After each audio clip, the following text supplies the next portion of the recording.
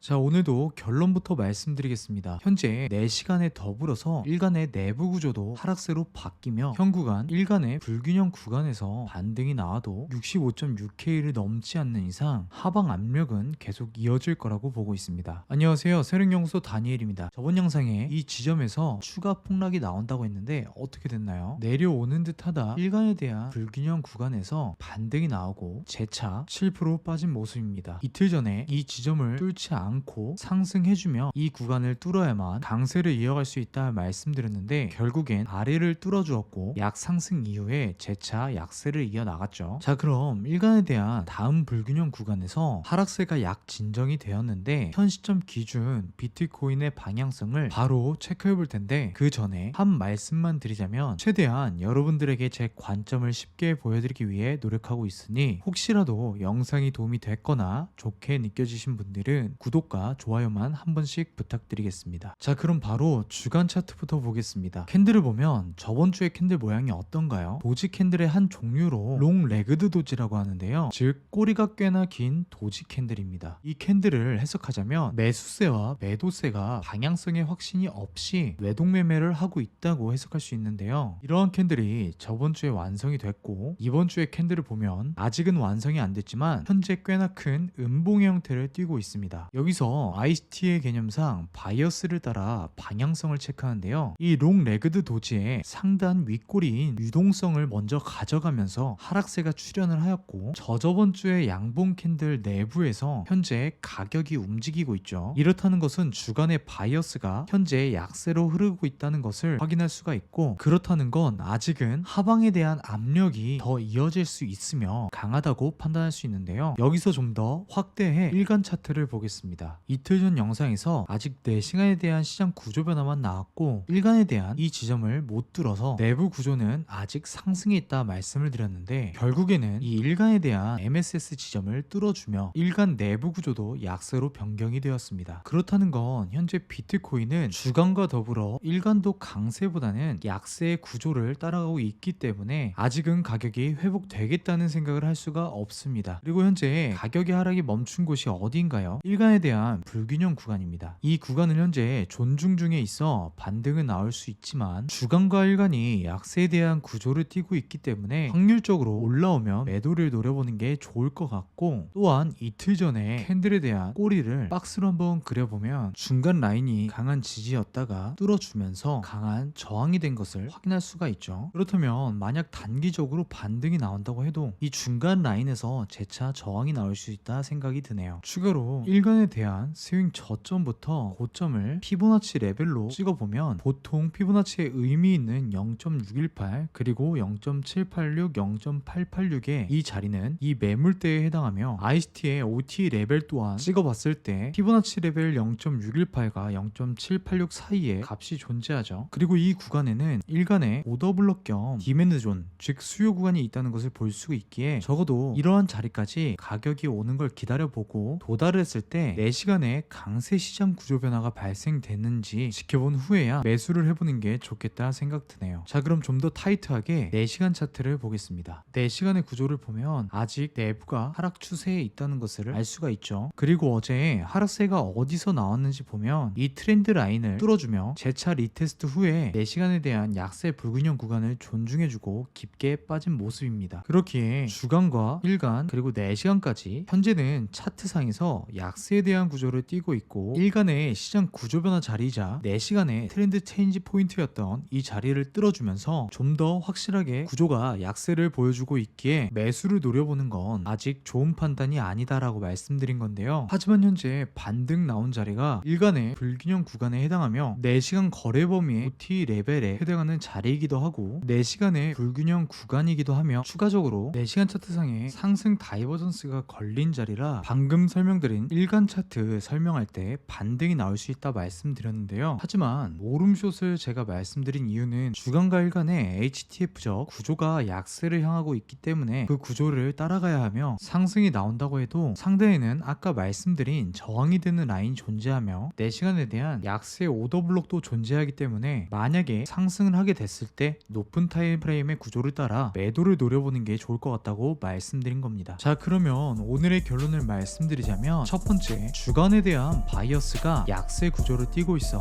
높은 타임프레임의 오더 플로우를 따르는 게 좋을 것 같다. 두 번째, 일간에 대한 OT 레벨과 중요한 피보나치 레벨이 겹치는 자리에는 아직 도달이 안 됐으니 약세 구조를 따라 이런 피보나치 레벨과 가격이 겹치는 아래의 디맨드 존인 59.6K, 55.7K 정도까지는 가격이 도달이 됐을 때 매수의 기회를 살펴보자입니다. 세 번째는 4시간의 내부 구조는 마찬가지로 여전히 약세인데 만약 반등이 나온다고 해도 상단에는 강한 저항 라인과 약세 오더블록이 존재하기에 올라오면 매도를 노려보는 게 좋을 것 같고요. 네 번째는 현 시점 구조상 강세로 바뀌려면 65.6K는 넘겨줘야 하기에 그 전까지는 약세 구조를 따라가자 정도가 되겠네요. 자, 그럼 오늘도 시청해 주셔서 감사드리며 도움이 되신 분들은 구독과 좋아요 꼭 부탁드리고요. 다음 영상으로 찾아뵙겠습니다. 감사합니다.